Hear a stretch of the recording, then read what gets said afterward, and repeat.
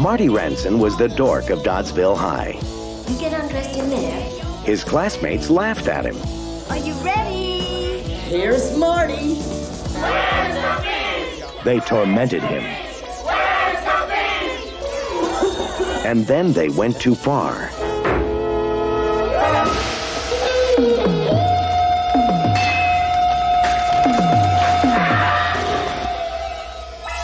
Now, 5 years later, Marty's throwing a little party. Lights on. A class reunion. Come on, you.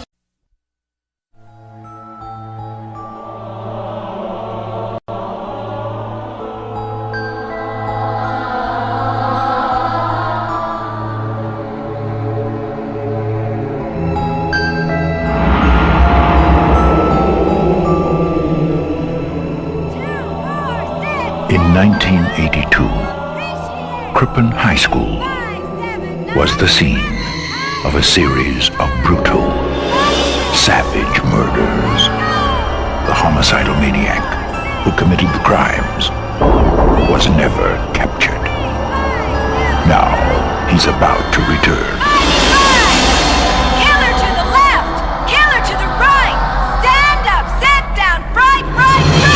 Return to Horror High.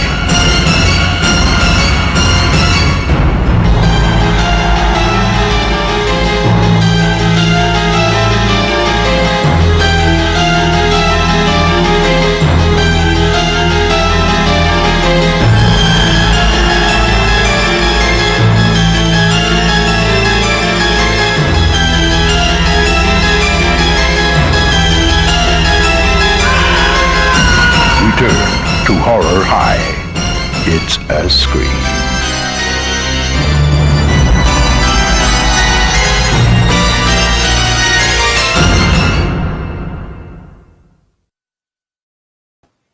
And with that, we are back. It is the Slasher Dudes. I am Chris C. That's my fellow slasher cohort, Darren. How you doing there, my man? Not too bad, man. Not too bad. Braving the weather over here like, at the moment. But yeah, looking forward to these two. Mine, these are one of them really surprised me, and the other one I'm a big fan of anyway. So it's like a little absolutely. Slasher Stream episode 5. We are going back to Slasher School, ladies and gentlemen, and we are talking about Slaughter High, and we are talking about Return to Horror High. So these two are actually quite similar considering the way the endings go. That's all I'm going to say about these two right now. Like I say, all-time classics for me. These are top-tier slashers. I don't believe it, considering this one right here, I was pleasantly surprised by. I'm just going to state that for the fact. I did not think I would love this as much as I did. It's a shame we don't have a proper release of this over here, I believe, or it could be out of print. But we need something. Somebody do something with this. Like I said, with this one, of course, we have a very young George Clooney who's in there for like a minute. It's a real quick thing on this one. It's a what the fuck slasher to me. WTF type of slasher. Literally, you don't know what's going on. I had my head scratching a little bit towards the end, but it's so good. But yeah, both of these are bangers, and we're going to talk about them. So yeah, absolutely, man. Very good. But like I say, hoping everyone's having a great Tuesday. And like I say, the Slasher Dudes are back, and Slasher Stream episode 5. And just this time, these films were done. They're technically both done in 1986. Return to Horror High was released in 1987, but an interesting time for slashers and horror in general, because it's still serious, but then it goes more towards the tropey comedy type of things that you would see in other films from like Wes Craven and all those others as well. The Friday the 13th ones, of course, 86 was when part 6 came out. You see that total transition to something else really slasher-wise. They're almost like parodies in a way. Even, they're very much centered on comedy, but the horror, obviously, slasher elements are all there with these two. You've got the gore, you've got the lot, it should be good talking about both of these, actually, because Return to Horror High, I didn't think I was going to like it as much as I did. And it's, it's not going to be a classic by any, stretch of the imagination, but it's definitely one I'll definitely watch every so often, Not to be confused with another film called Horror High that is part of a Vinegar Syndrome 2 thing collection that came with another film called Stanley. That was made way before this one. But yeah. these are two great ones and fun ones, definitely. And we're going to talk about it because it's back to Slasher School. So what's going on, Russell? Thanks for dropping in, saying hi. We have 4 people in here. Appreciate everyone for stopping by today. Hey, what's up, Russ? Or hi, yeah, and return. And yay, what's going on, Holland? Mr. Oates, we can officially begin. Hey, Holland. Horror High reminds us of Terror Train. Yeah, so with start out with this bad boy, Slaughter High, 1986, directed by George Dugdale. 3 people. So George Dugdale, Mark Ezra, and Peter Mackenzie Litton. It stars Carolyn Monroe. My goodness, I have a new favorite sexy final girl. She might be the most beautiful final girl of all time.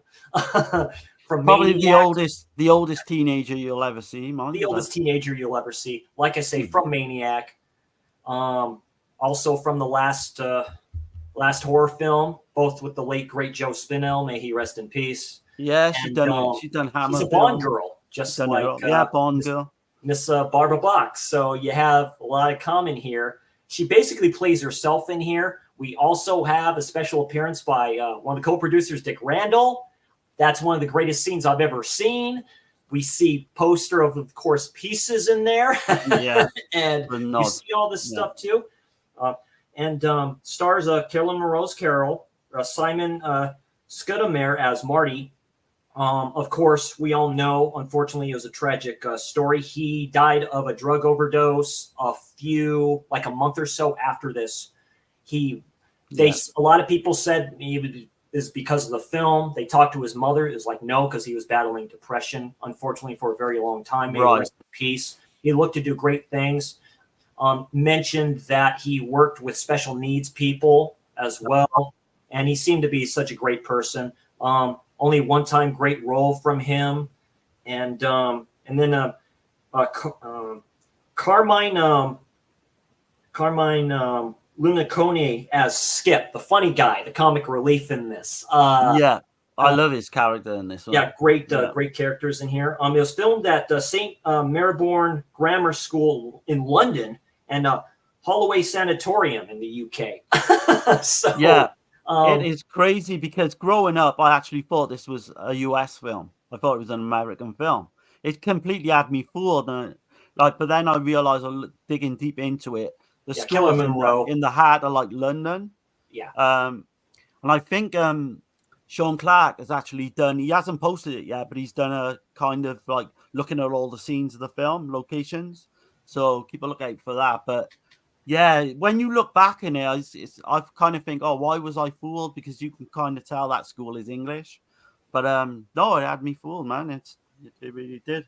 Basically, just a quick synopsis. Marty is this nerd, all this other stuff too. Carolyn Monroe, as we saw in the as Carol, basically as Carol. Lures him into the bathrooms with showers and all this other stuff too. High school, of course, and says, yeah, gonna get it on with him. It's a setup.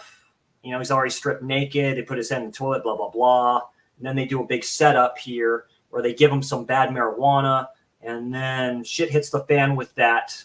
Just a lot of stuff going on. Stuff gets messed up. And there's a horrible accident. And then stuff starts to happen in here years later. So, yeah, go ahead, Darren. Lead us off. Yeah, it's a great setup. So this was named April Fool's Day, and they had to change the title basically because of the Paramount one with Amy Steele. But just to confuse things even more, there was one called Killer Party that was called around the same time as well. Maybe a little bit later, that was called April Fool's Day. Scream Factory released that one. Yeah. So you got all 3 with the same names coming out at the same time as well. But very nice. No, I love this one. Obviously, you've got the music by Harry Manfredini, who did the Friday the 13th. I think like House as well. Yeah, that was like, I was wondering who did, because they do say from the producers or from the makers of Friday the 13th. There is, the producer. So you've got the producer Steve Minashan as well, and you mentioned Dick Randall. They did because Caroline Munro was actually in Don't Open Till Christmas, which is one of the, well, I tell you what, it's one of the greatest UK slashers ever made. Yeah, a lot of people say and that. obviously, yeah, you know him from Pieces, you know him from French Sex Murders as well. He produced all those films. The Girl in Room 2A. Yeah, I really like that one too. But yeah, like Chris said, it opens up with this big April Fool's prank, and it's done it's just done in such a goofy way where like a lot of these kids look like Caroline Munro looks like she's 35. I think she was 35 actually. Yeah, hot as hell. Hot as hell. Yeah. Bunching up her hair and all this stuff too. I'm like, shit. Yeah, man, and like you say, it's a great cast as well. Simon Scudamore, God rest his soul. I think he could have went on to become a really good comedy actor. He was a good-looking dude too. Oh. I think he would have made it. Yeah, like you say, Caroline Munro. You've got there's a guy in it. It won't mean a lot to you from the US, but there's a guy called Billy Hartman who plays Frank. Oh yeah. And all I can think of when I see that guy, he was in a long-running like soap opera in the UK called Emmerdale, and that's all I can think of. Yeah, I mean, do you want to go through the film, because that opening that you just mentioned is so much like Terror Train, where they play the prank on the lead guy in Terror Train, and then all that goes tits up type of thing. How cathartic it is that. Simon's birthday was April 15th. My birthday is the 16th, of April. Right. So I find that very like you said, it's a April Fool's joke and all that stuff. But yeah, go ahead, Darren. Lead us off with the synopsis here. Story. You've got this prank. All the characters, they just seem to kind of gang up on Marty. They think they're just having fun, but obviously it goes a lot deeper. They start putting his head down the toilet, and oh man, the poor guy, like, he's completely naked. So I mean, that must have been harrowing to actually shoot all those scenes. But I don't know, like you say, did that play a part in why he killed himself? I don't know. Yeah. Maybe he didn't want to, Like I said, it was drug overdose too, so maybe possibly he was on some stuff while this film was going on. Like I said, I don't know the story about that. And that's the sadness about it. He didn't really get to see the film, I don't think, because it was like a month later, so I don't know if he got to see it theatrically or anything. They do show his junk for a brief second, so that's why I he's full trailer there, because there's a scene that we'll get to where I'm like, I can't put this up on YouTube. So the guy, was pretty well endowed as well, you can see. But so you've got that, you've got the big Marty goes to do his science project, and and they all basically get called into like doing extra gym because of all the because the teacher catches them. The coach teacher, and everything had me fooled, like, for the US. It does seem like an American movie to me, and until you dig deeper, it's crazy. But I love the gym coach. He's kind of like this no nonsense guy who just like he's getting him to do all all the exercise. Hey, what's up, guys? You're late. Why are you late? But when he's given the joint, isn't he, by two of the lads, and when he starts smoking the joint, he's doing his science project, and you've got the whole nitric acid. That scene's done really well, mind. I know it's comedic. Don't get me wrong, the whole film is really a comedy, but there's some brutal kind of slasher stuff. Oh, it's done extremely well. It's on the shelf, which is rattling already to begin with. So it's like like that. The special effects are great, man. You've got this is great. Fire kind of lights up the whole hallway of the school. And, it just goes boom, like an explosion. But that basically sets it up, because obviously Marty's injuries then, he's disfigured. There's a story going around that, all the facelifts didn't take. And he kind of like, basically, he's put in some nut house and he went off his head, basically. But that's kind of, what they hear about him.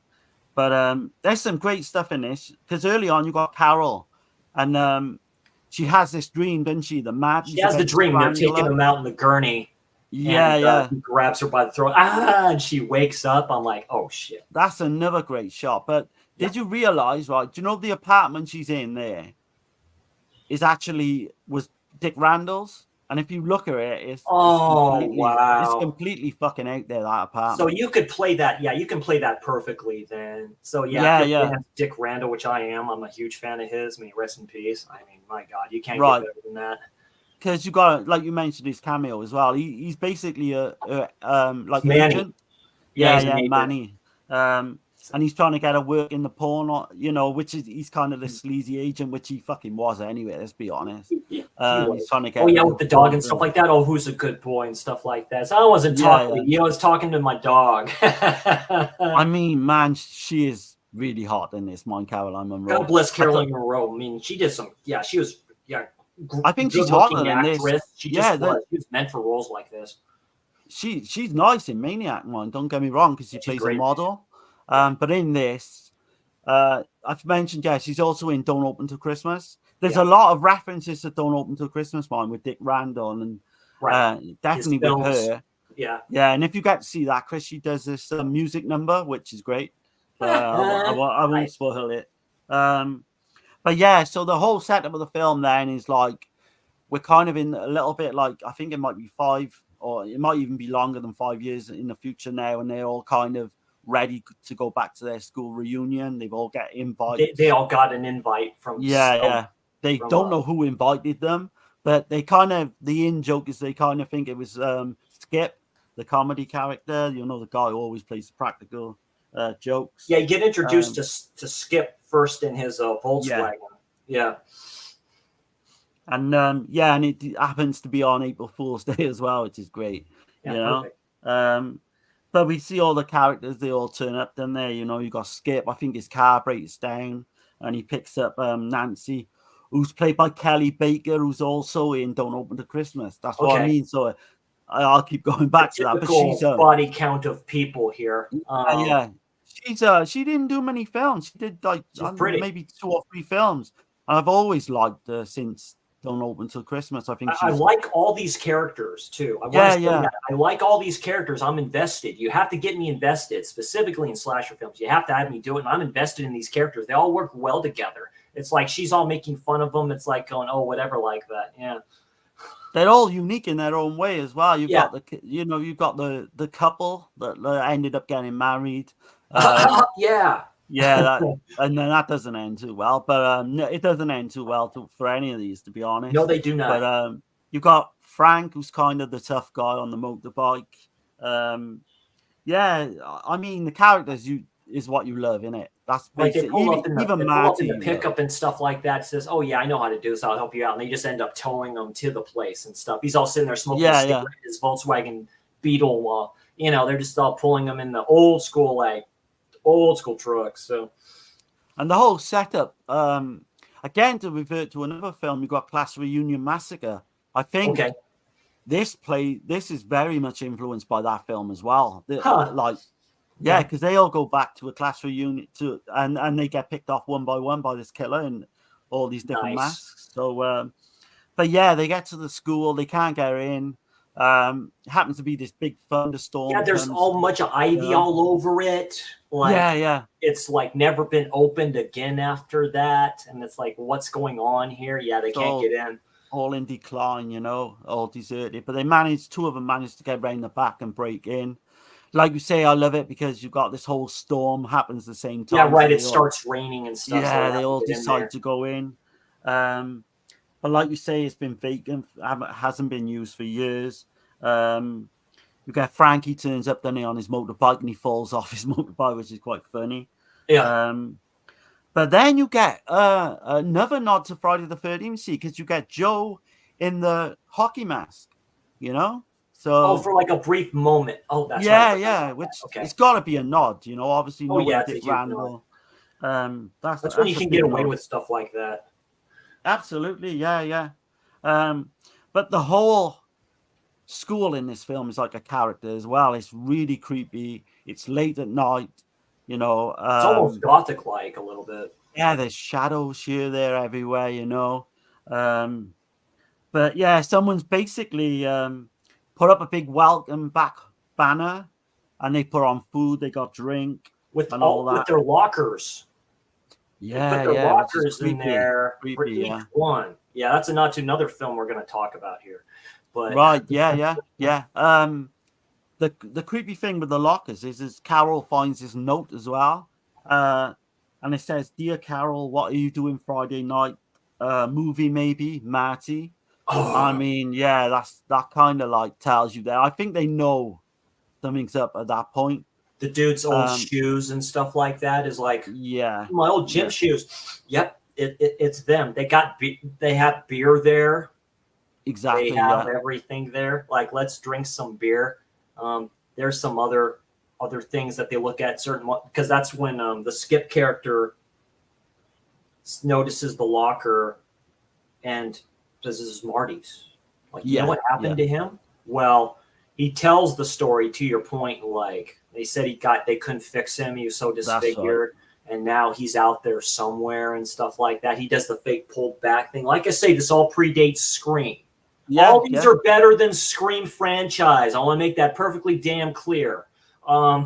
Same year as Evil Laugh as well. Yeah, Evil Laugh. And then, like I said, he states, he's probably fine. He probably works for some tech place or some like IBM or something like that. Tries to calm it all down. Yeah, it's done really well.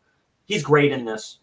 Oh, he's another guy that didn't go on to do much like acting. He almost looks like a Scott Baio character. Like, he has that look to him. A lot of these people, well, Monroe, of course, looked familiar, and some of them just had that look like they could do other things. So I don't know why he didn't go on to do other things, because I think he's one of the standouts in this.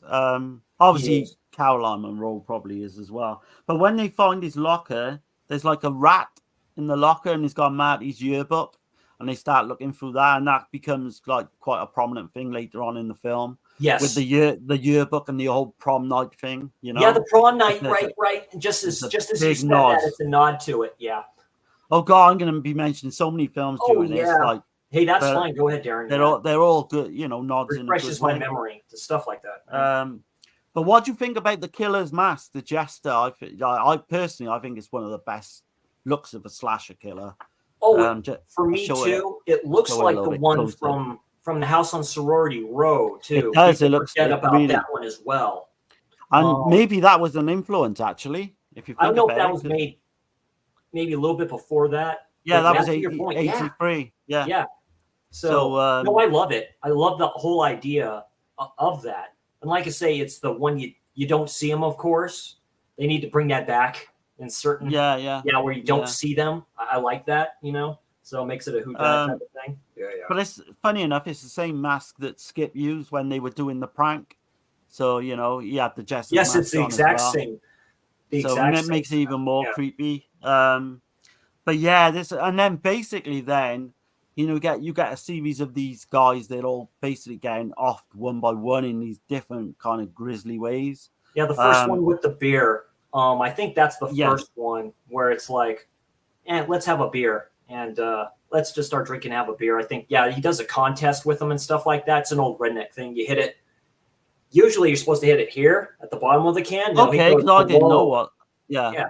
He goes like this, that's basically, you're just chugging it like that. If you want to do it old school wise, I call it the redneck way of doing it. That's how we do it, like that. And it's almost like a Cronenberg-esque thing with him, because there's sulfuric, there's acid in the beer. Spoiler: there's acid in the beer. I mean, it's so absurd. Like it's so funny. Is pretty bad. It's like, it's getting all big and stuff, and just. I actually think the effect is done really well, because when his guts explode.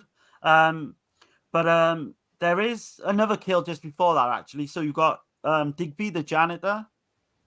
He used to be the janitor. He's now the caretaker. Oh, that's right. He tells him, doesn't he, the place is going to get knocked down in the next month. Do what you want, but just he's like, hey, what's going on? Hey, man, what's going on? That's right. And he gets kind of a grisly death because he gets one like Jason, a Jason Voorhees type of a kill. The dude picks him up. That's right. Like I said, the one with the janitor, again, like I said, goes into another film we're going to talk about here. But picks him up and takes like a nail or something. Yeah. Is there like a coat hanger? And he puts yeah, his just head goes on boom like that. Then he takes a Like- nail and then he hammers it Yeah, in one of his hands too. Which there's a scene later where he messes that up a little bit. Where the doors open and then he just puts it back up there real quick. So Right. but it's still that's right. But yeah, some of the kills in this, they're so outlandish, but they're really just They're great. You can't One take you it don't serious. see in like anything, really. So the next one you've got basically straight after these kills now, they come one after the other. You've got Shirley, and while that guy's stomach was exploding, she gets splattered with blood everywhere. So she decides to take a bath. I mean, I'm that's not like sure why there's a that was bath. like her boyfriend or something like that. She automatically goes to the thing and decides to take a bath. But the funny thing about that is I can't imagine there being baths in like an old English school. Share with me. Yeah, it's like a shower bath type of thing. Yeah, what's it's in my kind of apartment weird. thing. You don't see those a lot anymore. Yeah. But yeah, she runs the water. She sat in the bath, and then all this it's basically an acid comes out of the tap. That's another great effect, I think. It's cheesy, don't get me wrong. Oh yeah, she's all rocking back in there. Yeah, and the after effects of it is cheesy, but it's still got, it still gives you the only one. She's the only one out of them that went well. Not the only one, but you usually see her full frontal in the shower and stuff, or in the bath. Yeah. Like There's not much nudity, but acid starts pouring in there. Right. Yeah. Great grizzly killer. You got Cal, the blonde guy from earlier, one of the blonde guys. That's the thing when they find her in the tub and stuff like that. That's a cool effect. Yeah. They just see like all the skeletons and the and all that stuff. Like all that stuff. Yeah, it's great. I think it works in a goofy kind of way, like you know. Yeah. But Cal, the blonde guy, he kind of gets out, and he's gonna go to like Carol's car, and he's gonna try and get help. But as he gets to her car, like the jester's in the back, and he stabs him. And then he puts the because he's working on the That's right. Never mind. Keep on going there, Darren. Sorry, I'm thinking. He stabs him through the back seat, but he ends up impaling him on like some kind of fence. Yeah. In the that comes like out of nowhere. Yeah. Yeah. So Friday the 13th, they do that. Yeah. They know at this one point, spot, pin them to another spot. Gotta do that in slashers. It's a trope. I mean, if they weren't sure before, they know at this point that it's Marty. Marty's back, basically. You got Susan turns up as well. She was like an earlier character who said she couldn't make it to go to the, but she'd make it a little bit later to the. Yeah, she shows up later, like when it's completely pitch dark out. Yeah. It's like that's June the Thunderstorm as well, which I love. But when she gets in the school, there's a great shot, right? So you've got this picture of Marty on the wall, I think it is. Or is it a door?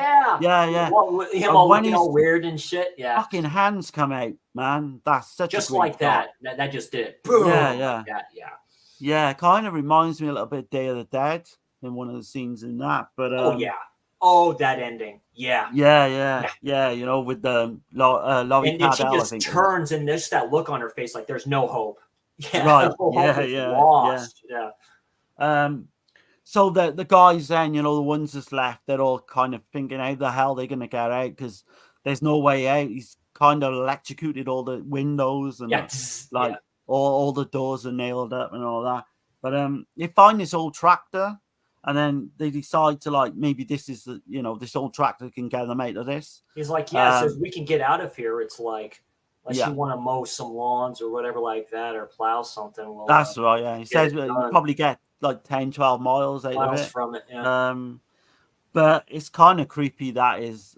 And that's another kill that reminds me very much of Happy Birthday to Me. Yes.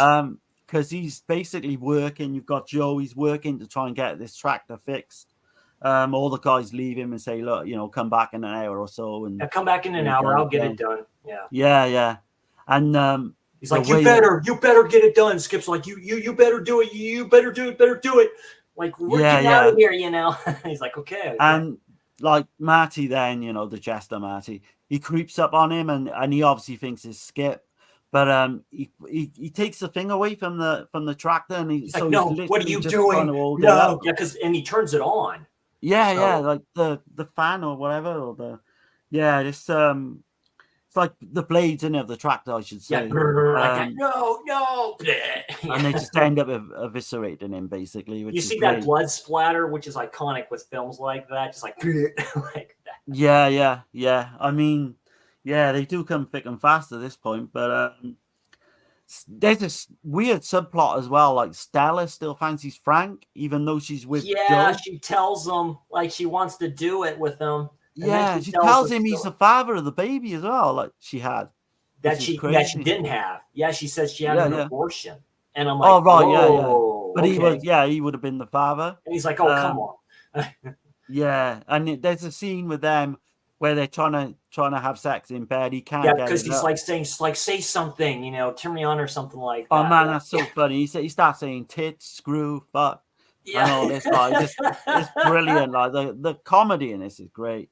Yeah. But it's one of the best kill scenes in the film, isn't it? One of the best climaxes of all time. Yeah, she puts her hands up on this metal like pipe or something like that. Then the killer switches on the flipping electricity. Man, that's a great scene. Yeah, That's great. It's almost like he's climaxing when he's doing. He's like, like that, and she's like toast. She's toast. Man, it's the after effect with her. She's just completely black, like burnt.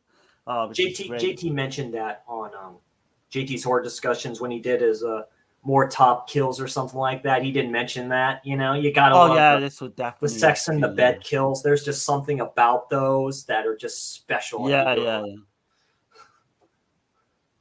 Oh god, yeah, absolutely. But you've got kind of like Skip gets grabbed by and hung up by this noose. Right, he gets kidnapped. Yeah, basically, and then gets hung up by the noose. Yeah. He gets grabbed, doesn't he?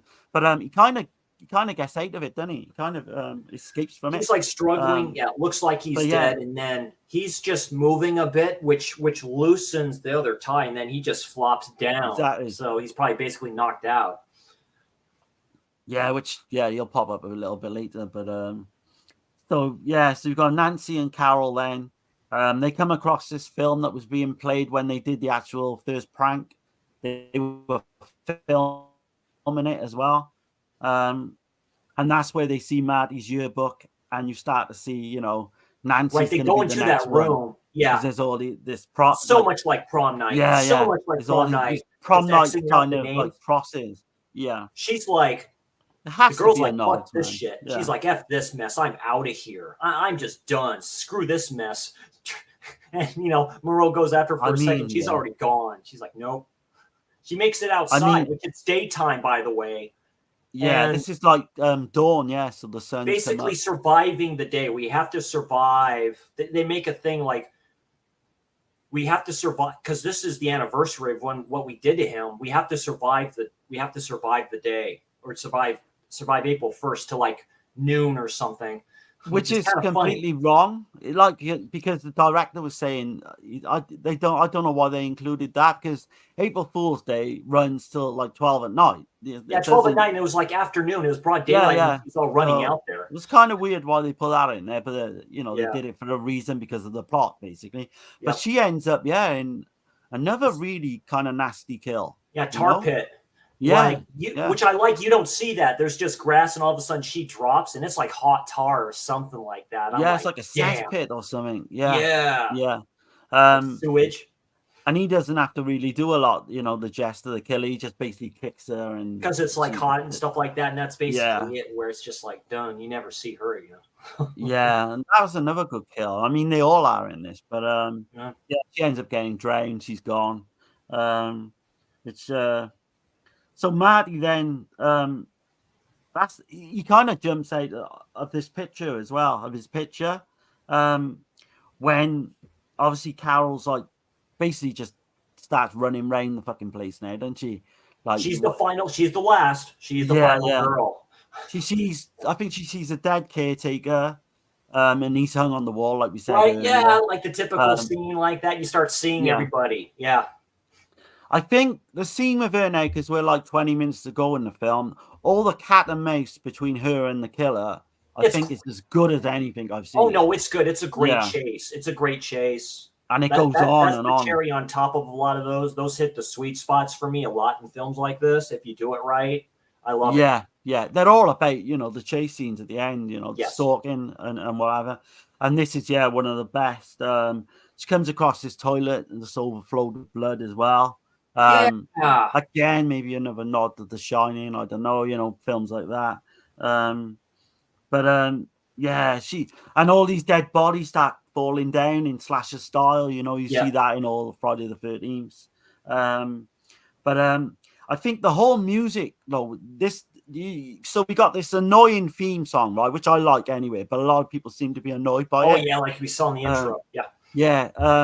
But the music in the chase is completely different. Like Manfredini must have did it as well, and I think it's fantastic. I don't think people talk about it as much as the theme, because the theme is kind of overpowering and overused a little bit.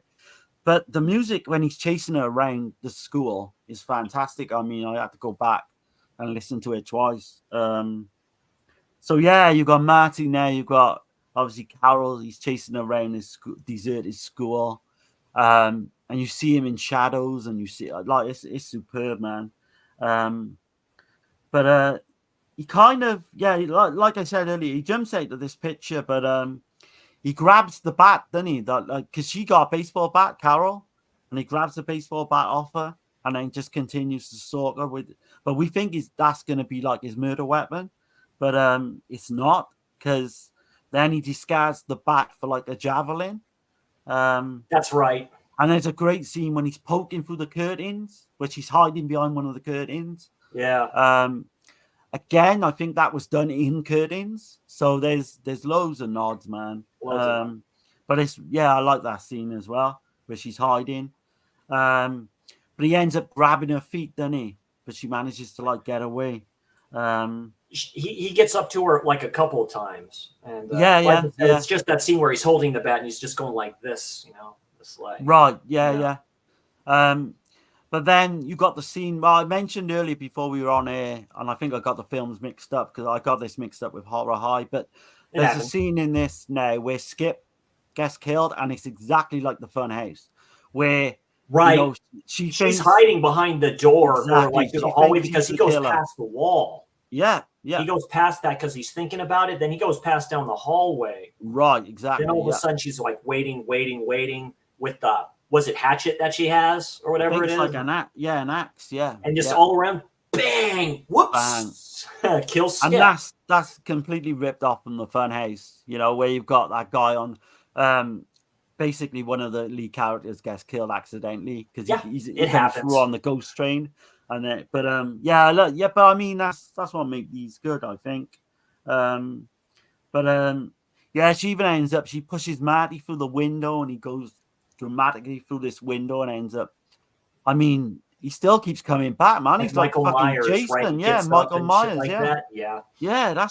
that's exactly what it is. He's like this, like nothing. He seems indestructible, and he just keeps coming back and back and back. That's right. That's where she goes and hides in the bathrooms. Yeah. But ironically, kind of like reveals himself, doesn't he? Like when she's in the bath, like basically in where this all happened in the first place. Right back to the beginning. It comes full circle. Yeah. And he's got the javelin at this point, and he just fucking kills her with a javelin. Yeah, kills her. I mean, the javelin, you could go back to Fatal Games, you could go back to Graduation Day. They all come up, in this film. It's a good murder weapon. Yeah. And this film's got like 3 endings as well, which is crazy. It really is, man. Yeah. You've got I mean, this is done so well. I don't know what you think of this. Shades of Don't Go in the House. Yeah, absolutely, man. Dude, it is done brilliantly. I don't know if you want to talk through that scene. No, go ahead, Darren. Yeah, go ahead and finish it off. Oh, okay. So you got Marty, he gets attacked by all these spirits. You got all the people that he killed. He's like, I did it. Yeah, you got it. I got all you guys. Like he's all ice fog as well, haven't you? Yeah. And they're all coming up out of this fog, and they're all kind of like zombies. Like they're either ghosts or zombies or something. Like I say, it's done really well. And then the whole film is completely thrown onto his fucking head then, because he wakes up in a hospital with the dream from the and you dream. think, was the whole film a dream though? But hey, did you think that? Is that what they were going for, do you think? That's what I mean, when I saw that, I'm like, oh shit, because at the start, Carol wakes up from a dream. Exactly, and all of a sudden he does, and then just finish off the story of what happens after that. Right, so he wakes up in hospital, he thinks it's all a dream. So basically he ends up killing this nurse, getting her clothes up. Yeah, because like she's getting outfit. She's giving him like a booster or something like that, like doctor, something's going on, because he's oh shit, something's gonna happen here. Yeah, well, it does, doesn't it, when the doctor walks in, and we see Maddie dressed as his nurse. That looks fucking good. That did look like he was doing that as well. That's Halloween. That's Halloween too. The hospital thing with the doctor. Oh god, yeah. And just to add to that scene as well, right at the end, he actually ends up pulling his fucking facelift off. Yeah. Where he's got and all just the stops right there. I'm like, and then you stop, and you've got the credits come down. I mean, it's a great way to end something like this as well. Great song. Yeah, brilliant. Yeah, I don't know who sang it. I forget now, but it's I think it's one of the funniest. I think one of the craziest, funnest slasher films from the 80s. Yes. It's starting to get its recognition, I think, as well. But it did quite a few years ago, to be honest. Yeah. But yeah, it was an international production, as I say, between America and the UK. The release date was November the 14th, 1986 in America, and the budget was $2.1 million. Okay. Which is, I thought quite a lot, actually, considering. I think that's heavily because of the producer, Dick Randall, from over here, just doing that, because Randall was responsible for a lot of stuff being, U.S., being shown in the U.S. Yeah. A lot of Italian horror films, like I think Absurd is one of them. It is. Yeah. Like say the girl in Room 2A, which is like a grindhouse type of giallo. You have the French sex murders. You have those, because he dabbed in everything, like you said, with Pieces. It's like you just have these films. Yeah. But yeah, like you say, with Absurd, it's got a funny scene in that film as well, where they're obviously trying to be in America, but they end up watching the Super Bowl eating spaghetti. It's fucking crazy, man. I love that film. I just got the 4K in of that.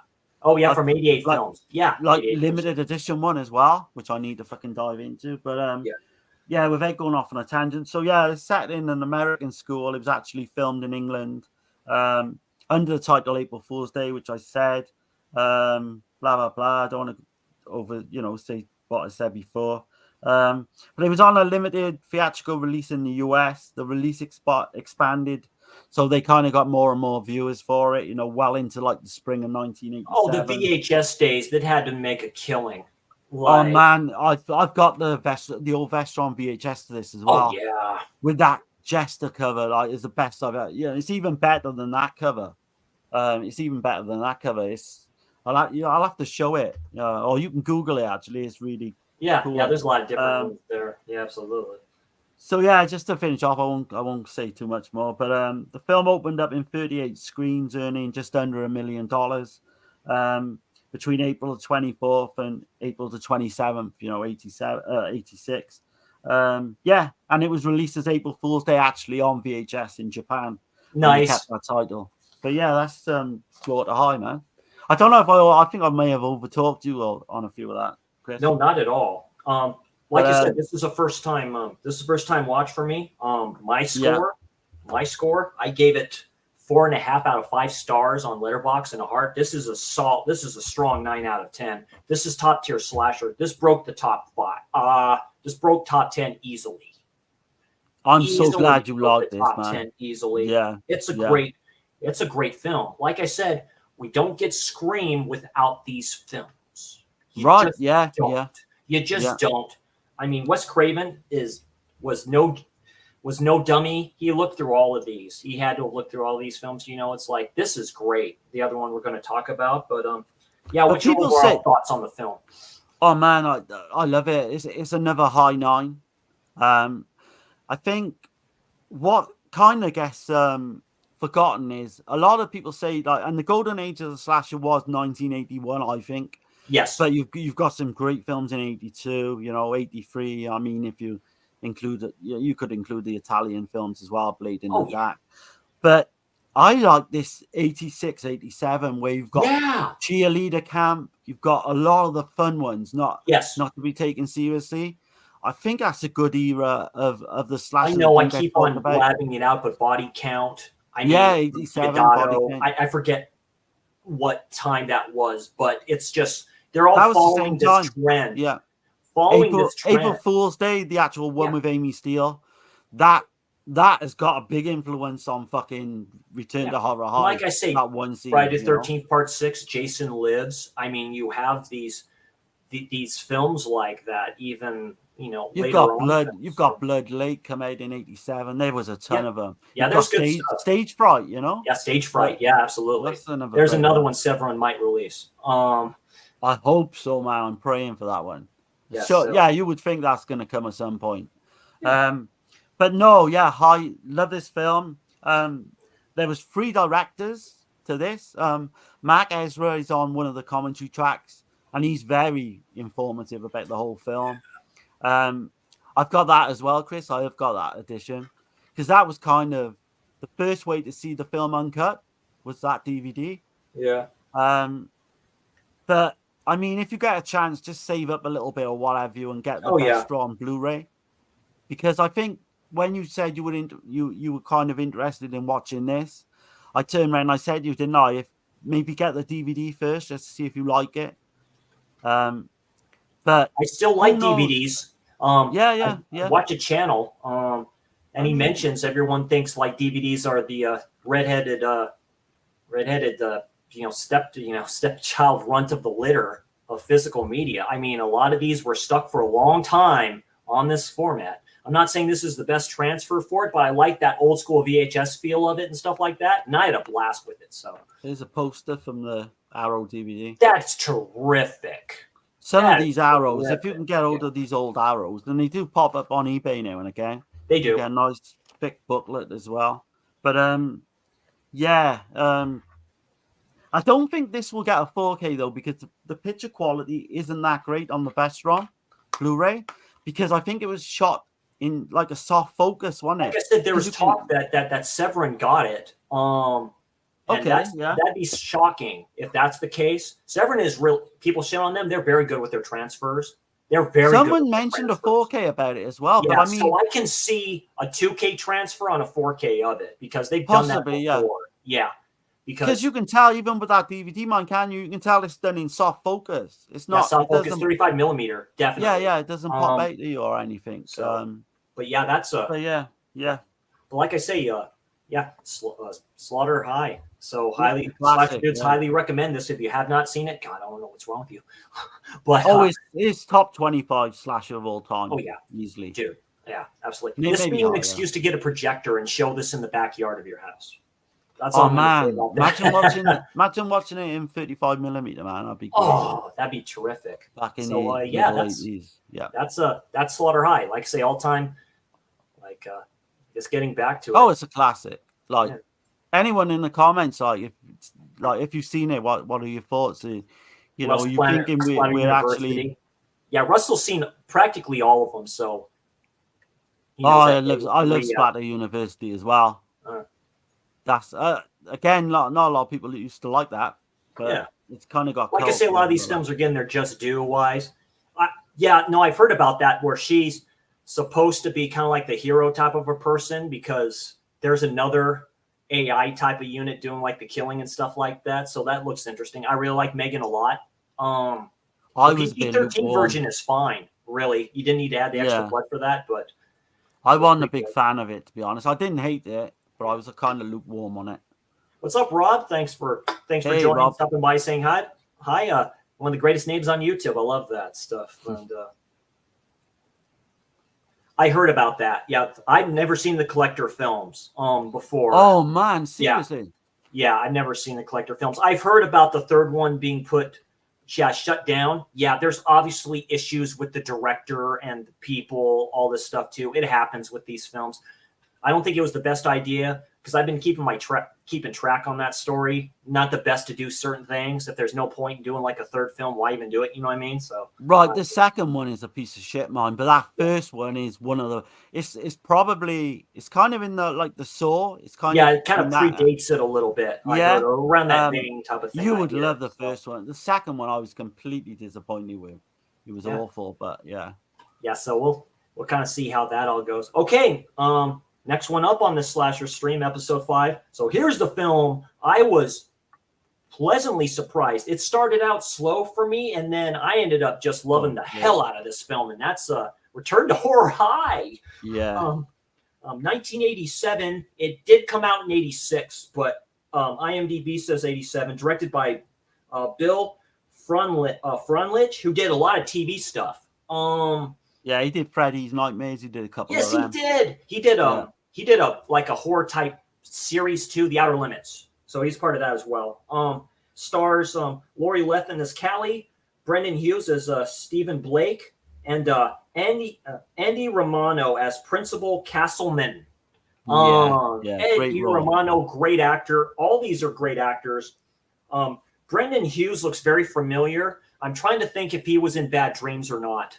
I've not seen Bad Dreams, believe it or not. Yeah, that's part of that double feature Scream Factory did with. Yeah, I have got it. I highly recommend Bad Dreams. That has the dude that played the dude in Invasion USA. He's the cult leader in that. I've heard some people say that's better than Dream Warriors as well. So it's okay. But it's a fun one definitely. But and like I say, very young George Clooney. This was released by New World Pictures. They're a Canadian Australian company. Excuse me. The same people that brought out Hellraiser. Again, I'm shocked that Arrow never released this because they've done Hellraiser before and they've done some stuff from New World Pictures.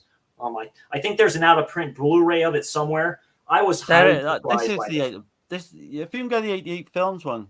I mean, it's only got a commentary and one interview with Laurie. Yeah, it's one of those lost films, as I call it. It might be out of print. Very interesting. Sure. Again, you have an actor. George Clooney is an okay actor. He's not the greatest one in the world, but you see him in his permed hair.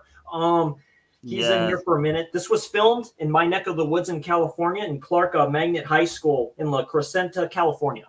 How far is that from you then? Huh? How far away is it from you? The actual location. La Crescenta, probably a few hours. That place is massive then. Yeah, it's in California and stuff like that. But filmed in an actual high school, that's very cool. Literally in this film. Go ahead, Darren, start us off. What's your thought on this film anyway? First off, I mean, this one surprised me a lot. I was going into it not expecting too much. I had seen the first maybe 20 minutes, half hour, like years and years ago. Yeah.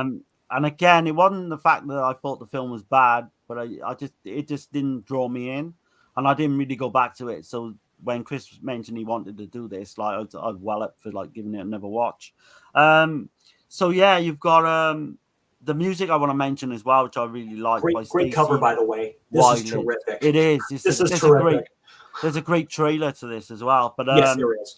The music was done by the same. It's Stacy, I presume. It could be a man, it could be a woman. But they did Phantom of the Mall as well. Eric's Revenge. Okay. That's another one I highly recommend. In terms great of like soundtrack to this, great songs. Yeah. Yeah. So you've got Laurie Lefane. Have you seen The Prey yet, Chris? I've not seen The Prey. I mean, that's decent. I don't know whether I highly recommend it. It has this lady here that plays the police officer. I know you're going to get to that. My God. Yeah. She was kind of hot, man. Was it? Yes, she was. McCormick, Officer Tyler. Yes. But like Laurie Lefane, I think her best performance. I'm not sure would you say it's this or Bloody Birthday? Which one would you prefer on the most? This one. She's funnier. She's funnier in this, and she's hotter in this. Yeah, as a blonde. Yeah. But she plays a strong woman type character being the one. But yeah, go ahead there, Darren. It's kind of film screams. This film just shouts out films like nods to Cannibal Holocaust, the time period for slasher films, all this stuff. It's almost like a commentary. It is a dark comedy. I fucking love it. I mean, we're going to give it away anyway, but if you've seen April Fool's Day, you'll probably know the ending of this film, or part of the ending. But yeah, so it's the early 1980s. So there's like a series of these gruesome murders occurred at Crippen High School. And I think Crippen High School is a nod to Dr. Crippen, would you say? The serial killer? Oh, has God. to be. Yeah. That I didn't know. I have to look him up. Yeah. Stuff like that. Yeah, he was an infamous serial killer back in the, like, 100 years ago or whatever. Nice. Maybe before that. But the killer, all these killings happened in this high school. The killer was never apprehended. A few years later, you've got this film crew. They now go on to use this abandoned school basically to set up a film about those murders from 5 years ago. But I did kind of guess that. So basically, the killer, the film is based on, makes a cameo, like, appearance on the set. And people just start getting bumped off. The killer starts terrorizing the cast and crew. But what's not to love about this one? This is another one that's very much like sort of high in it in terms of the comedy and you have the director that wants to do a completely different type of film. You have the shady producer, shady producer, chauvinistic piece of shit producer. I forget the actor who played him. I've seen him in other stuff too. He's great in this role. Like, same thing, taking these phone calls on these old school phones and shit like that too. Yeah. George Clooney is in here for like a second, then he goes, basically when they're kind of filming here, like, just really quick to talk about that. Like, he goes, "Oh, I got a part for a series." "Oh, really?" "Yeah, but you're under contract and stuff like that. You're not paying me." Right. So it's like, Yeah. He's got some kind of like moonlighting kind of style TV series. It does. But yeah, he's not in it for long. But I mean, you gotta like George Clooney, right? Like, his character is kind of fun. He kind of. Oh no, he's great. He's great in here. All these people I like. Every one of these. Yeah, man. There's a makeup artist that does the practical effects. He's fucking terrific in this. Yeah, there's a lot. Of course, Lori Left. I mean, all the characters are really good, but get introduced to Stephen Blake, who was a police officer who went to that school when these grisly murders happened. And that's right, yeah. And he turns up on set, and then they kind of rope him into like this acting role. Like, they take the place of George Clooney's characters. Yeah. So basically, they're all filming this film called Horror High, and it's all about the crimes, as I said, that happened back in '82. You got the screenwriter as well, Arthur Lyman, and he's the only survivor. But what's kind of unique about this film is it keeps being told in flashbacks. So he's a screenwriter, and then the first scene we see, like, he's telling the police basically, a madman's become loosed, and start killing up all. And you see all these bodies and they're everywhere, all draped up and stuff like that too. The start of this almost made it seem like it was a TV film. You notice that when they put yeah. So I mean, it plays like a TV horror. The comedy is terrific in this. Yeah, like, say you have the detective like looking everything. She goes, "Oh yeah, it's pretty bad," and she has this smirk on her face, like, I'm going, "What the hell's going on here?" But it's really good stuff. Because some of the body parts are like, you can't tell if it's a man or a woman. Like, "Look, I got something like that." There's a quick scene where she gets blood all over her front side and stuff like that. He goes, "What happened to you?" It's like, "Oh, I was sliding all over the place." I'm like, she kind of gets turned on by it as well. Oh yeah, she's really, covered in blood. He's all like looking at her, what's and all this stuff. Yeah. Like, because Laurie LaFane said the actual actress Maureen McCormick, she said, was just not like that at all. So it was really funny. Right, yeah. So it's pretty cool getting into character like that, because she knows kind of what's going on, what this is about. Yeah. But yeah, it's kind of unique because you get it all done in flashbacks, and then we go from current, in between as well. But it is kind of confusing. Or so you think. You think it's so trippy. You think you're seeing a scene from the actual murders, and then it turns into a film, which will come into some of the scenes as well. But it's done unique, man. It's really I think you've got to watch it a couple of times to really fully understand what's going on. But yeah, so you got Stephen Blake. He's this cop, like I said. He turns up, and he's like a technical advisor, but they rope him into being, You got Josh Forbes, he's the director. You got this really sleazy producer, Harry Semerick, I want to say. And he's like this really sleazy producer. He's trying to get the women to go nude and topless and all this. It's like you need the splatter thing. It just works and stuff like that. Yeah, the director wants to do something completely different, like a period piece or something. It's hilarious. And he's kind of a cheapskate as well, because he cancels all the hotels. He says, "Oh no, we can basically stay in his school." He goes up to one guy and stuff like that. He's like, "My check bounced." He's like, "That's unacceptable. I'm going to take care of it." He is so funny, man. And she's always to do a man's job or something like that. I'm like, wow. Yeah. She Laurie LaFane said actually as well, because she goes through all the characters in the interview, all the actors. Yeah, she said does. She said that guy was so fucking funny in real life. Dude, oh yeah, it's hilarious. Yeah, but yeah, he plays this over the top sleazy producer. I think he's a standout in the film. He is. We got a lead actor, Oliver George Clooney. Like you say, he gets. I think it's kind of a memorable death scene. Would you say? It's great. He sees all the blood from hanging from his door. That's his first horror film. Like, I love it. I love these TV actors that went on to films. This is where they started, man. You can't help but love that. There's just something about that. Yeah. It's kind of weird as well, because in this film, he's going on to better things. And in real life, obviously, that's what happened as well. There's a janitor. Here, just like in Slaughter High. I mean, it is, exactly. That janitor, which is hilarious. That dude is great. Like, because they're paying him to be there, because he has a conversation with Steven and stuff like that too, saying, "Oh yeah, when I get paid, I'm gonna do porn videos." He's like, "Oh yeah," and just basically says, "Oh, the size of his schlong." He's saying how big he is down below. Yeah, and he's like so funny.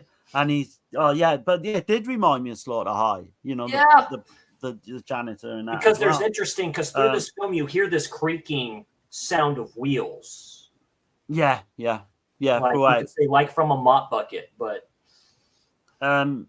But yeah, going back to that George Clooney death, because it's kind of eerie at times, because he's got to go through the whole like wing of this school that's not used, and like the sound, like you say, and he just ends up going upstairs, doing his quick like drawing gun and stuff like that. You can tell he's an actual actor wise, because the way he twirls the weapon and puts it back in the holster.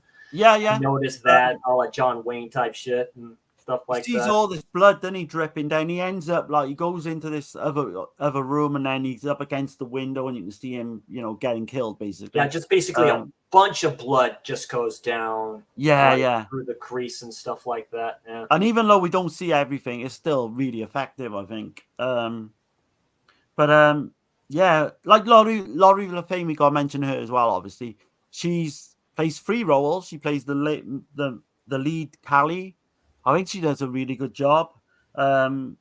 She's kind of gets it on with Stephen Blake. That's a cool scene like that. I like that. Yeah. That's definitely 80s. The way they the way they do that. It's like she's the strong woman type of character, because like there's some scenes we'll get into where she's like the CD. The CD producer pops up in one of the scenes and stuff like that. And grabs the breast there, says, "Oh no, you're supposed to do this." And she's like, "What the hell?" Blah blah blah blah. This wouldn't happen. And again, right? Because that's kind of a dark scene. Because it kind of at first it goes into being a rape scene, doesn't it? We think we're going to get a rape scene, yes. And then his hand pops up. But she said it was so funny with the producer doing that, grabbing her breast. Like in real, all they did was laugh during that scene. But it's like this is what people want to see. This is what people want to see. I love I love all these characters. Again, love all these characters. I love the arguments between the two. They go quite well together.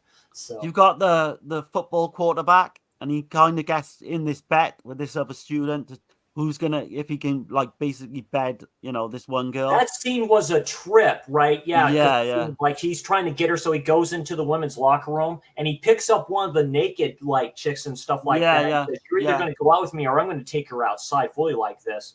And I remember looking up on IMDb, and it's one of those scenes during that time where you just didn't see that, where it's pretty like, whoa, wait a minute, stuff that you can't do now, where you can't like lift that up and like. And he literally lifts her up and just goes, "Yeah, I'm going to take her out." Okay, I'll do it. And like you say, yeah, it does. It kind of, you think it's going to go dark, but it doesn't. No, it doesn't. Yeah, thankfully, because I don't think that would have worked in this film. But you've No, got not at all. Mr. Castleman as well as a high school principal. I Yes. don't know about you. Did you guess towards the end of the film that he was the killer? I know we're going to give it away anyway, but I not really. It's like I didn't. I'll have what to a admit, I didn't. trippy, weird character, because there's a scene where, like I say, you think it's actually real, but it's not. Everything's being acted as part of the film that they're filming, where Yeah, you're like going, yeah. well, what the hell's going on? And we'll get to that ending where I'm like scratching my head. I'm like, what the fuck's happening here? It's like, it's so trippy. But yeah, you get introduced to him where he's like, I forget who's talking to him. It's one, because it's a film scene where he's like going, like, a lot of murders happened here.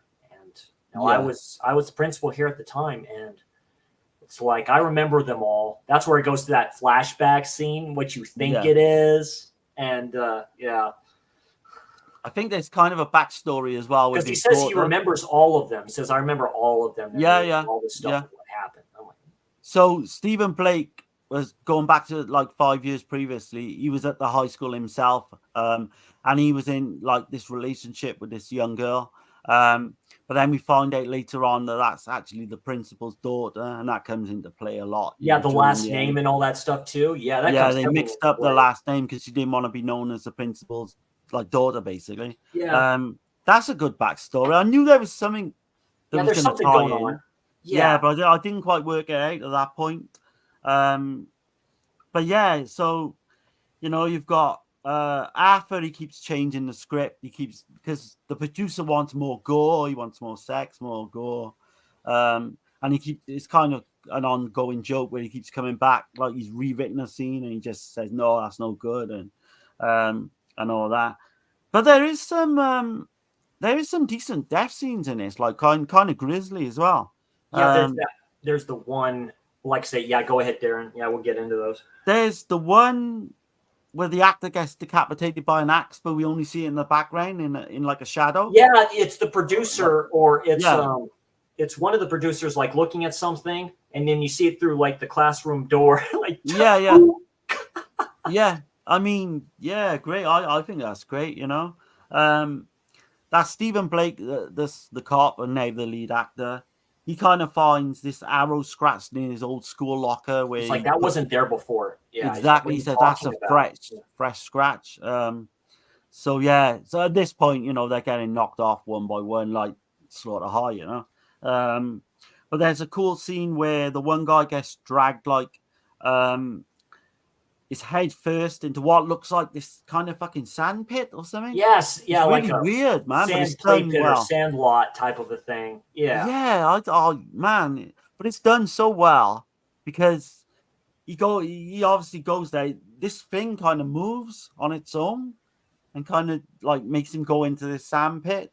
And then when he goes to get, he kind of ends up just falling in. You see his feet like hanging there. That's when his buddy who's playing the jock quarterback comes in. Yeah, that's right. Yeah, and he kind of just misses it. That's where he gets hanged, which is really trippy. He gets hanged. You see these two things come down. One of them is a switch. Then you find out what the switch is for. I mean, that's pretty fucking dark with that booby trap set, isn't it? Yeah. And it's like a steel blade industrial fan, I think. Yeah, and it goes like which we've seen in a lot of films, But yes, I think that's done pretty well. Takes him out. Yeah. So yes, Steve Blake then he tells Callie about his relationship with Kathy, the principal's daughter. His high school I don't know what happened to her. Like she went away with like her grandparents or something, and she never returned. Like we slept together. Yeah. Like we slept together, then I never saw her. You figure out about that shit later. You do, yeah. It does tie dude, that gets dark. Well. Yeah, that gets really dark. It really does as well. So at this point, they realize that lots of the cast and producers are missing, never to be seen again. I think a couple of someone even mentions it. Maybe the producer. You do never see him really. Yeah, you never really see him again. That's when they start to do the whodunit sleuthing type of a thing. Callie starts taking notes while Steve does like his own other stuff to try to knock people out. He makes a suggestion where they're, like I say, all in that room where they're doing something in the back with just melding something. That's a cool scene, I have to admit. And, She you have to put me on the list. And she's like, why is that? It's like everybody's a suspect. As an officer, everybody's a suspect. And I'm like, okay. So, but we've got to mention the biology teacher scene as well, which is great. Oh yes, that's so good. So you've got this biology teacher, I think it's Richard Bimbaum or something. So he tells this new student, Susan, played by Laurie LaFane, and at the moment, like Callie, yeah, we're not sure like what's real and what's fucking not at this. You moment. just don't. It's so it weird. completely fools you, doesn't it? Like really does. But she comes into class late, like she said, I'm a new student, and he invites her in. He's a bit sleazy as well, isn't he? Oh, he's a sleazy motherfucker. He all grabs her. Yeah, I'll give you extra like lessons and it's shit. Like she finds a desk, the seat next to this one dude who's all like the shy dude. Yeah. He doesn't want nothing to do with all the dissecting and all that. But one thing I love about the scene where he's basically saying, I'll give you extra tutoring after school and all that. But what I love about this, and probably no one's even picked up on this, there's a blonde girl that comes in. Yes, that's like like graduation day. It's so much like graduation day. She's an actress called Christy Summer, and she's in Savage Streets. And I absolutely she plays a cheerleader called Valerie in Savage Streets. Okay, I love her in that, man. Okay, she is fucking gorgeous. But she turns up in this for like a minute, if that, half a minute. Yeah, she's like, okay. Says you better go. Yeah, because it's like, why did my grades go down to C's and stuff like that? That's right. Basically saying he just wants to sleep with you. Get out of here. It may go lower. Yeah. But yeah, like there's a cool scene in there where he shows this class how to dissect the frog, which he calls Freddy the Frog, which is kind of Freddy's dead. He keeps going Fred. I don't know if that's a nod to Nightmare on Elm Street. No, because that wouldn't be done until a few years later. But I do think it's funny. He totally dogs this dude and stuff like that. Yeah, so maybe that's like the dodo bird. Yeah. You're like, I'm like, damn, this guy's an asshole. But yeah, so Freddy's Dead was after this then, was it? So maybe that's just the coincidence. Like with Friday the 13th, it was like towards the end of that decade and stuff like that. I'm predating that probably. Right. I have to figure out when that was. So you've got Donnie, who's that guy you're on about. He's kind of squeamish. He doesn't like, he's kind of a dog. It's like, I don't like dead animals and all this other stuff too. Yeah. But like, there's a killer in like a faceless mask that keeps showing up now. Yeah. Which I love a lot. Even though it looks goofy, it just kind of works. It's the coolest. And the song that plays is great because he gets him and he puts him on this gurney. Yeah. And there's the song playing. I love that song. They say the band who plays it, all the songs, it's so good. And that's one thing I got in the line in my notes. I go, that song is so fucking cool. I love that song. Yeah. And the one at the end as well. We mentioned the song at the end. Yeah, he's all like dissecting him like the frog, right? He hammers him in and stuff like that. Where he's like, oh, it's a bad scream. He's like, that scene is so fucking gnarly, man. It's great. Like Event Horizon a little bit. But yeah, it's good death scene, good song, suits the film a lot for me. Soundtrack is superb, man. Yeah. Because there's a song that's kind of I think it's become kind of famous because of this film, but there's a song at the end called Scary Movie. Yes. I like scary. I like scary. I like scary movies. Yeah. And I've heard that so many times since. I like it when the killer or the maniac is doing this. I like the final girl and stuff like that too. I'm like, nice. Yeah. So Callie overhears the producer on the phone saying about all the people that's gone missing. And he says, it could be the same murderer from 5 years ago. And at that point, I'm like thinking, is it the producer who's killing these people?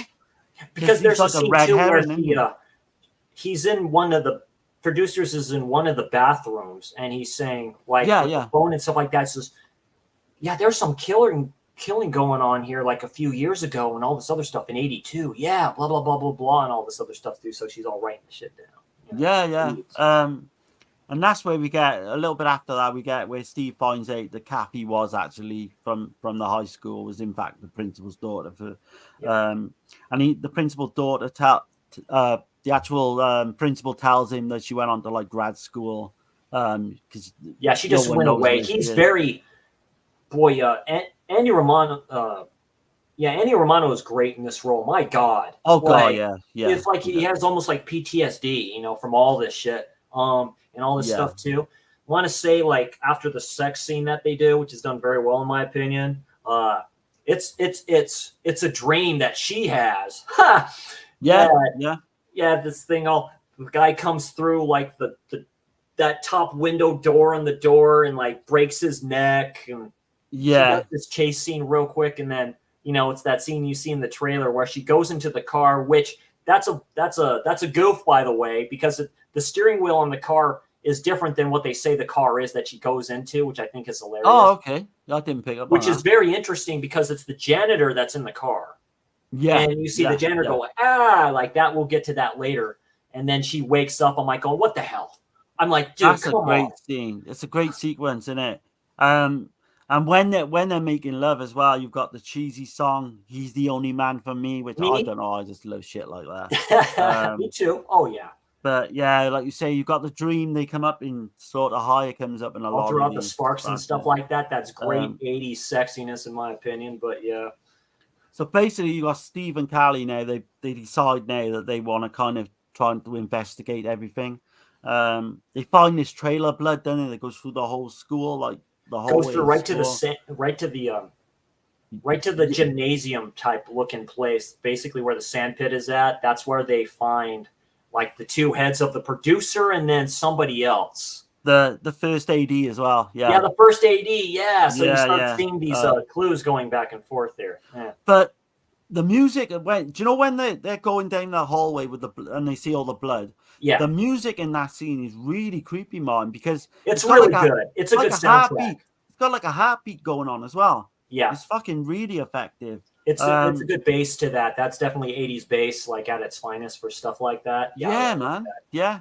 You've got the whole thing with the sand pit as well. They find out there's like some kind of trap door. Blood just dragging right towards it. Find out, which is very interesting. Where it's like, they find out it's like a trap door. They open it up. It's like, and then it's a quick scene for scene because all that sand is already drained all the way out.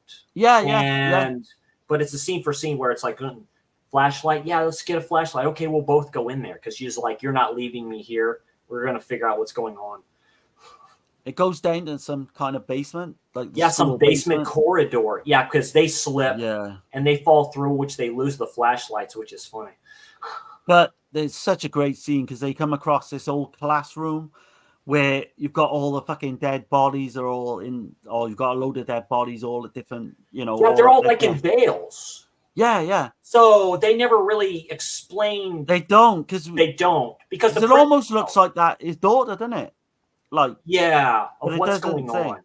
Yeah, which is kind of weird. I thought that as well. Who are all them? I liked it, but I'm like, what the bleep's going? Okay, so I'm thinking they must have been obviously the people that got murdered like 5 years ago. Yeah, and they maybe dressed them up like that. Dressed them up in that would make sense actually. Yeah, dressed them up like that.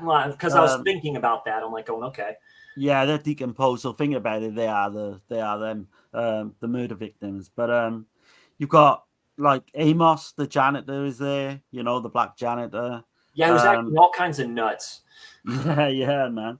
But there's one empty chair, and he says, doesn't he? That's basically ends up being for Steve. Because he ends up fighting, the principal ends up fighting, doesn't he? Yeah, kicking his ass. Yeah. And then you get the whole fucking hell, man. Happy birthday to me with the latex mask. Yeah, the reveal of who it is. Yeah, and sure enough, it's Principal Castleman. Right, yeah. It's Principal Castleman. And then he just goes on this dark tangent about what really happened. So the janitor never really fucking existed then, I take it. Or maybe, it's completely straight out of Happy Birthday to Me. If you don't like the ending to that, then you kind of might not like that part to this. Yeah. But Castleman is like a really good fucking crazy character. He's played so well, man. Yeah, just nuts. Yeah, he reveals like Kathy, his daughter, got pregnant with Steve's child, and he ended up basically killing her in a fit of rage, and he hid her body in the school basement all these years. I think she had an abortion or something like that. I think he mentioned that she had an abortion. It might be, yeah. But yeah, he obviously wasn't very happy with finding You can out see she the was hate pregnant. in his eyes. You can literally Yeah. see that. Yeah. Oh god, absolutely, man. But then he just went on then and just let the killing continue. He starts kissing Callie because he puts her up in the rope. He's like, "Don't." That's do right. it. Yeah. Yeah. Then Yeah. just a funny scene happens after that, dude. That's hilarious. But Steve, like, kind of like just says, "Oh, I'm gonna go and fucking watch the football." It's a weird scene because Callie's all tied up and all this shit. Like, Yeah, where are you going?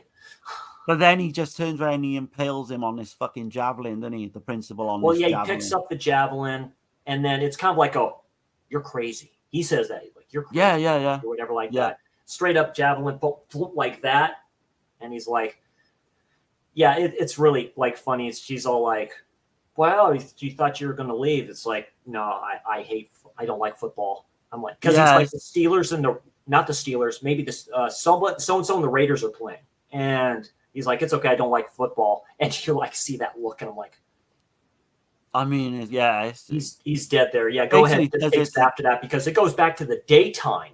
It goes back to present day, doesn't it now? With the screenwriter. So after he finishes up telling the cops the story, like the police enter the school to kind of investigate. It's like, "We're going in." He's like, "We're going in, everybody." It's a weird scene, man, because after then calls her. I'm like, "What's going on?" He says all clear, doesn't he? Yeah. And then all these fucking dead bodies just get up, like as if nothing's happened. Well, they're all in there. You see, they see Castleman like dead, speared through whatever like that. They're like, yeah. What happened here? What's all this? And then, everybody gets up outside. You see Blake. You see Callie, and you see everybody except for George Clooney. Yeah. And his character. And go ahead and just go and take it from there, Darren. It's hard to explain. That's that part reminds me of April Fool's Day. The ending of April Fool's Day, I think everyone knows anyway, as a slasher fan. They kind of like they weren't dead. Do you know what I mean? But so the producer had it all planned. Like after Steve and Callie revealed like Castleman as the original killer, the producer kind of went on and he thought he could capitalize, on the story by devising a mock massacre, basically centered around the revelation of, what happened 5 years previously. It's kind of like a publicity stunt for the film. It fucking took me by surprise, man. I wasn't expecting that. Do you think now that one makes it interesting because do you think it was a setup? Do you think they set the principal up? Because I do. I think they set him up because it's almost like they were the cause of this. Like they brought back all this shit that he did. Yeah. Could well be. Yeah, I think because it's never really... when they're in this basement part of the school, he takes the spear out. He takes the javelin out.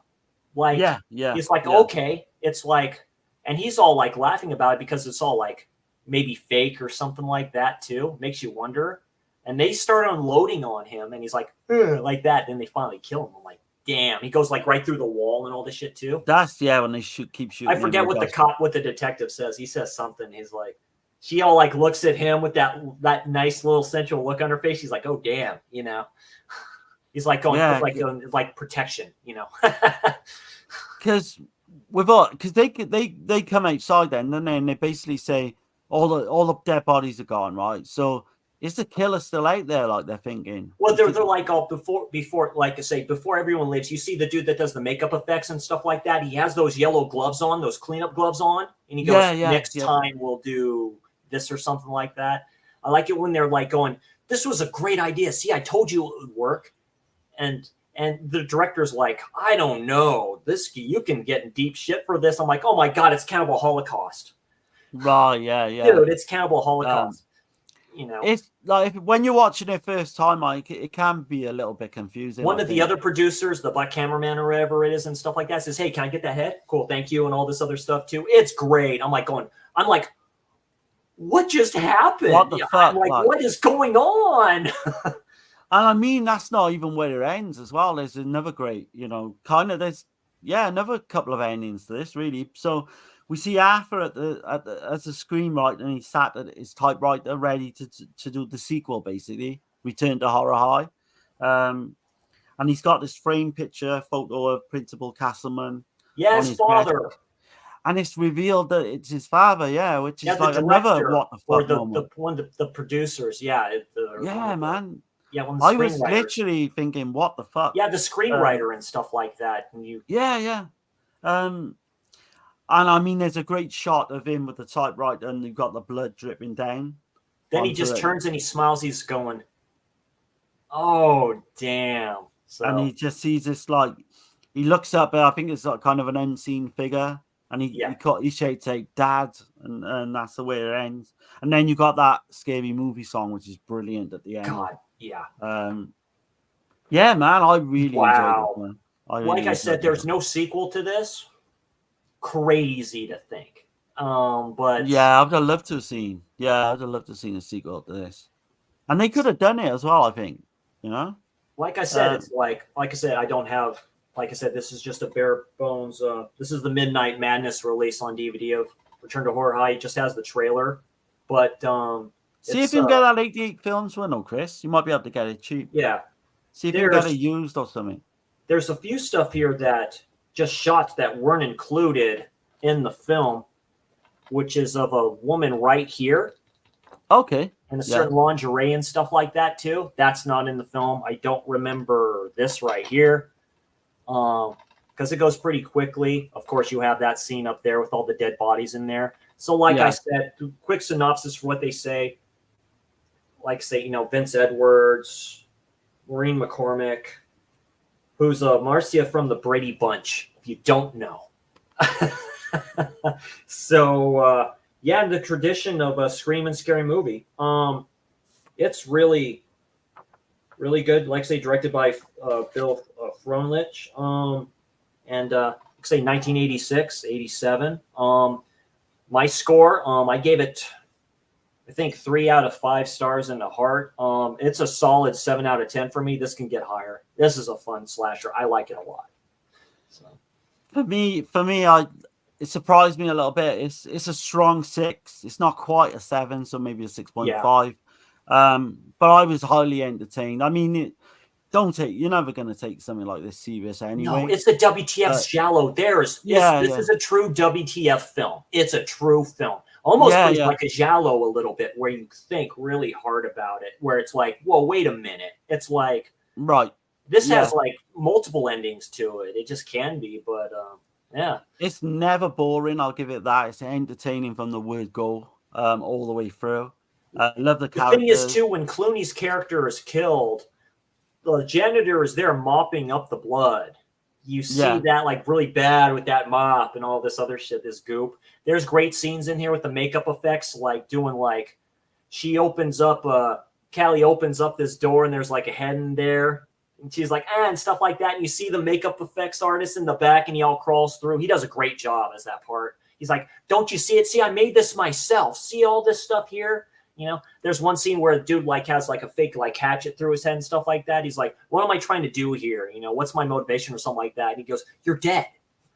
Yeah. Play dead. It's great stuff. If you're a fan of slashers, this is for fans of slashers. It was made just for that. I love the fact that the producer and the director, Mr. Bill Froelich, just did this. Just like, why not? Just put something together. I love the ending a lot. Like I say, it's a WTF stuff. You don't know what's going on. I'm like, oh God, that just took me for a loop. So yeah, that's Slaughter High. Or you said the Laurie the Horror High, ladies and gentlemen. yeah. She said the director was a very, very mild-mannered man. She said very professional. It was a really good kind of experience. It was almost like a summer camp, she said, where everyone, was friendly and there was no really bitchiness or fighting. But the budget was $1 million, and box office, it made 1.2, so it was just not really a success, but it didn't lose money, which is the main thing. But you could do a lot worse, man. Like we always say, than this one. I think this is. I think don't. What I'm trying to say is don't sleep on it like I did. You know, if you get a chance to watch it, this even is kind stream of like a gem, kind of in this stratosphere. Yeah. I mean, as a double bill, these two play great. Oh yeah, no, it is. I didn't think they played that well together. I was like, holy shit. They fucking play great, but I would do them in a different order. I would start off with Horror High and then go to Slaughter High. Yeah, I agree with yeah. that. Yeah, and so that's a Slasher Stream episode 5. Yeah, these two bangers. If you haven't checked them out, check them out. Definitely good double billing of a thing. I mentioned Darren is kind of right about that. Do this one first and then this guy second. All in all, great slashers, and definitely back to slasher school, and we went back to these great slashers, and it definitely is as adults playing high school kids. Can't beat that. Like I say, it's a nod to slashers too, just for the fact that they are actors playing high school kids in a film, so it's kind of like whatever. There's like that all the tropes, the slasher films in there, like you've got the gore, you've got the comedy, you've got great characters. There's loads to love in that one. You could throw in Class Reunion Massacre as well and do a triple feature. I think that would work out well. I have to check those out. So, like I say, a lot more slashers. I wouldn't mind doing that at some point. I don't even know. I think Dan might even be doing that on Dead End, but we'll have to work something out.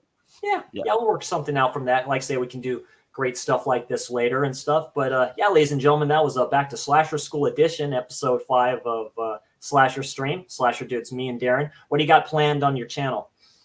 This week we're doing something a bit different. On the weekend, we're doing folk horror, like a double bill. Hell yeah. 2 films that Dirk absolutely loves. I've never seen them. So The Witch is the first one. Midsommar is the next one. And I'm totally going in blind. So, but I think I'll like the 2 of them. You'll like The Witch. Yeah. I call it The Vitch because it's 2 V's. So I call it The Vitch. Basically, I think that's the only thing got coming up in the next week anyway. So, yeah, very cool. I made another channel, Chris C. I put that link in the info bar, just where I talk about anything else, the other stuff, separate from horror and stuff like that too. So movies, music, manga, anime, all that other good film stuff. I recently put my review synopsis up on a Gladiator 2 trailer that popped up a few days ago. So I did my trailer kind of reaction type of a thing like that. Check that out. Just a couple videos out if you can. Yeah, just go to that. Just me being me, really, on that channel. I'm just doing that for fun and all other films and stuff like that. I plan on doing a Western Wednesday on that channel. So going through some of the many Westerns that I have, and expect just future content from that. And then just future content here. Me and Darren, hopefully next week or possibly next week, we'll do 4 Films Mimsy Farmer Part 2. The last part of that, where we'll be talking about Autopsy and the Black Cat. And the Black Cat, and get those awesome things out of the way. So it gives me an excuse to watch both of those. I love both those films from her, with her in it, and expect just future content. Terror Tuesday. Thank you all for putting in your votes to what to watch. I have a good list for what to watch for Terror Tuesdays in the future. So just expect that, and just expect stuff on my channels focusing more on that and just having fun doing that. So good stuff ahead. Oh, I just want to thank Caveman as well. He's put the link up. Absolutely. Say hi to everybody else who thanks, Caveman. Fun stuff here. Thank you for dropping in, Draculina Horror. I really appreciate it. Very cool lady. She's been in other people's streams. Thank you, Guy. Really appreciate it always. My fellow geeky brother there. Expect something geeky sometime in the next couple of weeks as well. We'll get that out. The boys will be back, and we'll be going through our picks as well on the channel. On my other channel there, I'm going to start doing the streams on that other channel. Mostly stuff like that. Keep here. We all know what that stuff is, and there you go. Yeah, absolutely. Subscribe to a subjective perspective. Perspective, subjective, collective. There we go, or something like that. Great channel. They're doing great stuff over there. They did a great stream last week and stuff like that on the Funhouse a few days ago on the Funhouse. Love that one. That was great to check out. Like I say all the time, great film. Yeah, you do too there, Guy. Thank you all for joining if you can. Just watch the replay. hit the like, hit the subscribe, put the notification bell on for everybody here that you kind of see, to Darren and Dirk's channel and stuff like that, and the people in this great film community. We love our slashers, and we're so happy that y'all tune in for this. So yeah, check these out. Like Sam, Chris C, the Slasher Dude, that's Darren. Y'all have a great rest of the day or evening where you're all at, guys. Take care. Bye, guys.